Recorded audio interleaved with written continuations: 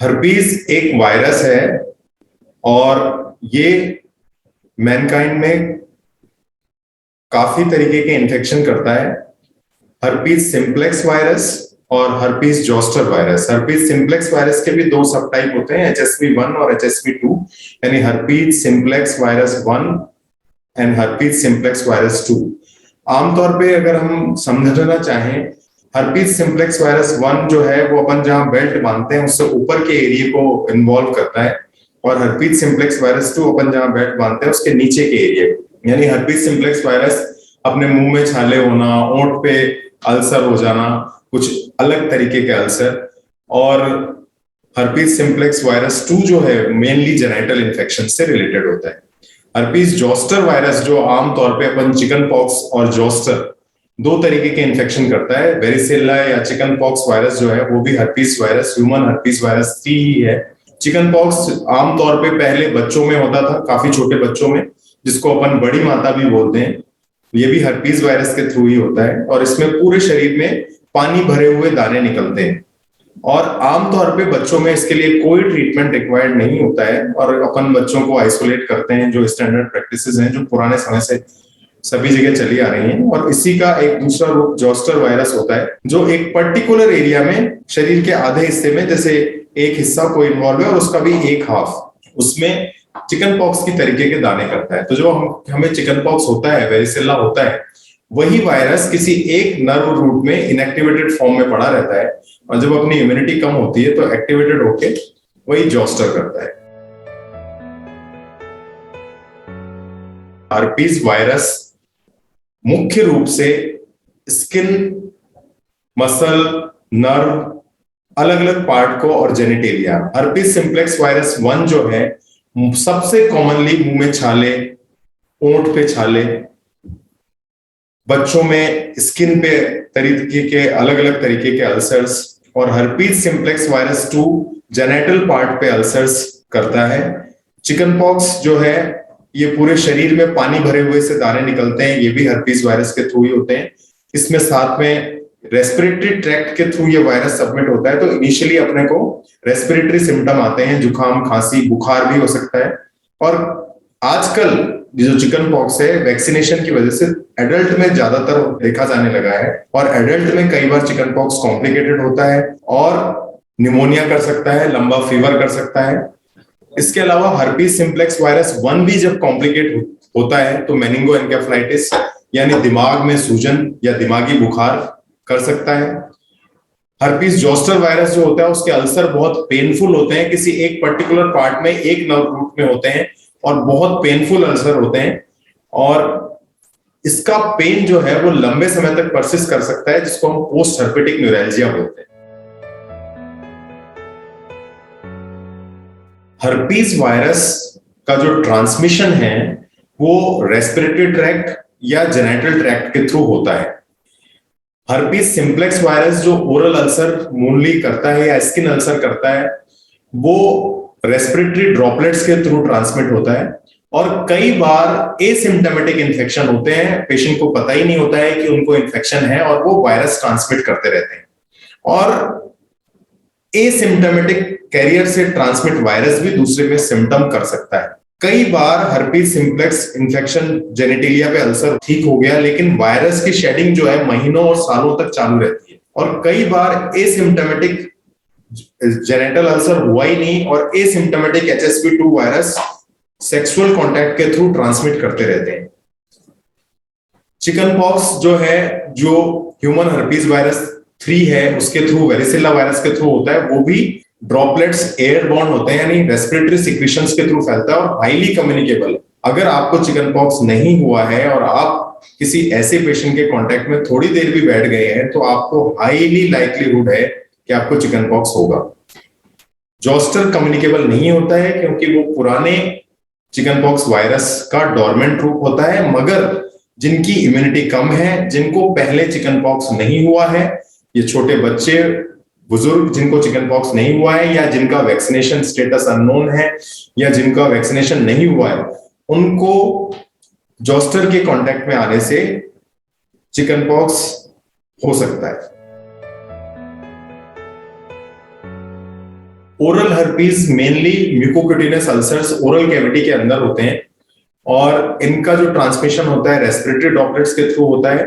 Severe ulcer हो सकते हैं और ये जो म्यूकोक्यूटेनियस अल्सर्स हैं ये इसके अलावा फीवर, सोर थ्रोट, गले में अल्सर, खाने की नली में अल्सर, इसके अलावा भी कई बार जैसे मैंने बताया कि दिमागी बुखार में कॉम्प्लिकेट हो सकता है।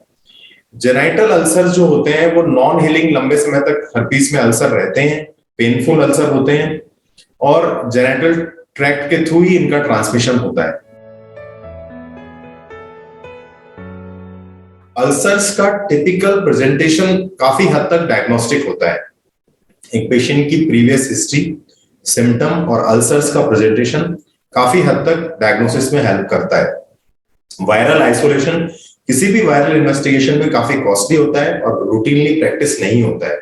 HSV-1 के अल्सर, मुंह में, होंठ पे टिपिकल पानी भरे हुए अल्सर जो लंबे समय तक अगर रहते हैं तो उनका सरफेस जो है इरोड हो जाता है। उंगलियों के आसपास भी टिपिकल लीजन्स मिलते हैं जिसको विट्रो बोलते हैं।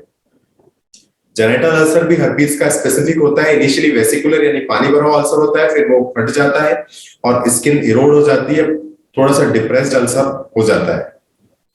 तो अल्सर का जो प्रेजेंटेशन है वो काफी हद तक डायग्नोस्टिक होता है। पेशेंट की हिस्ट्री, चिकन पॉक्स में जो डिस्ट्रीब्यूशन होता है पूरे शरीर में ही होता है। इनिशियली नेक पे, ट्रंक पे कहीं एक अल्सर दिखता है कान के पीछे और फिर धीरे धीरे वो पूरे शरीर में ड्यू ड्रॉप्स जैसे ओस की बूंदें होती हैं उस तरह के अल्सर दिखते हैं। जुकाम, खांसी, बुखार की हिस्ट्री मिलती है। जो टिपिकल चिकन पॉक्स का अल्सर है वो इजीली रिकॉग्नाइज हो सकता है। जोस्टर में चिकन पॉक्स की तरीके के ही अल्सर होते हैं पर वो पर्टिकुलरली एक एरिया में ही होंगे, एक हाफ ऑफ द बॉडी में काफी पेनफुल होंगे।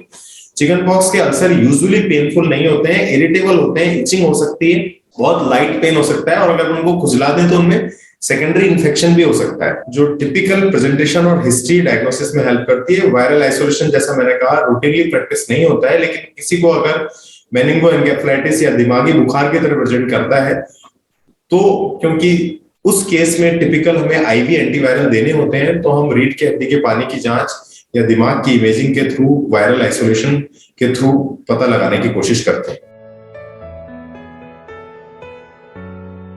एंटीवायरल ड्रग्स काफी हद तक हेल्पफुल होती हैं।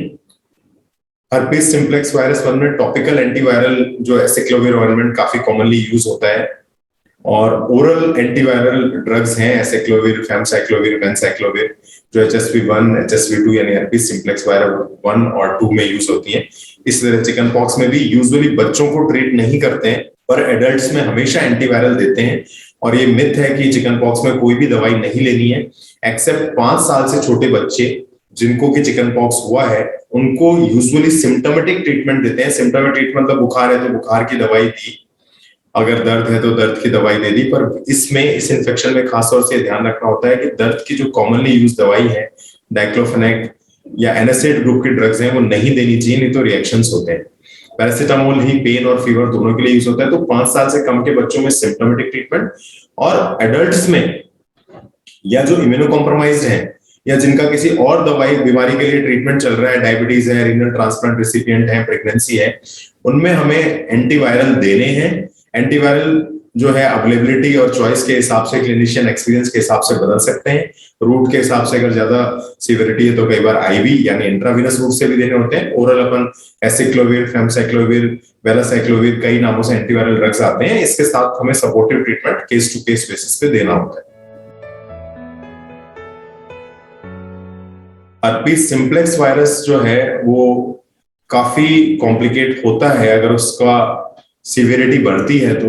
न्यूबॉर्न जेनिटल ट्रैक्ट के थ्रू न्यूबॉर्न में भी हो सकता है और न्यूबॉर्न में परमानेंट डिफॉर्मिटी कर सकता है, मालफॉर्मेशंस कर सकता है, हार्ट डिफेक्ट कर सकता है। इसके अलावा एडल्ट्स में भी मेनिंगोएन्केफेलाइटिस या दिमागी बुखार कर सकता है। उससे परमानेंट न्यूरोलॉजिकल डेफिसिट हो सकता है, यानी जैसे आधा हिस्सा रह गया या कोई परमानेंट न्यूरोलॉजिकल लॉस हो गया। यानी कॉम्प्लिकेशंस अगर होती हैं किसी भी वायरल इलनेस की तरह इसमें भी तो थोड़ा खतरनाक होती हैं। चिकन पॉक्स के यूजुअली निशान नहीं रहते हैं, थोड़ा 8-10 दिन का आइसोलेशन और उसके बाद ज्यादातर केसेस में रिकवरी हो जाती है। अगेन एडल्ट्स में चिकन पॉक्स निमोनिया कर सकता है और उसके रिलेटेड मॉर्बिडिटी और मॉर्टिलिटी तक हो सकती है अगर उसको अनडायग्नोज रखा गया या अनट्रीटेड छोड़ा गया। जोस्टर में पेन रहता है जिसको हम पोस्ट हर्पेटिक न्यूरैल्जिया बोलते हैं, और ये पेन कई बार यूजुअली 3 to 4 वीक्स तक ज्यादातर केसेस में रहता है। ज्यादातर केसेस में 1 महीने बाद आराम आ जाता है, पर कुछ केसेस स्पेशली ओल्ड में अप टू 6 मंथ्स भी पोस्ट हर्पेटिक न्यूरैल्जिया परसिस्ट कर सकता है। स्टैंडर्ड प्रैक्टिसेस जो फॉलो हुई हैं कम्युनिटी में वो काफी हद तक सक्सेसफुल रही थी चिकन पॉक्स को रोकने में। जैसे हम लोग देखते थे घरों में जब किसी को माता निकलती थी तो 7 दिन तक घर के अंदर ही रहता था।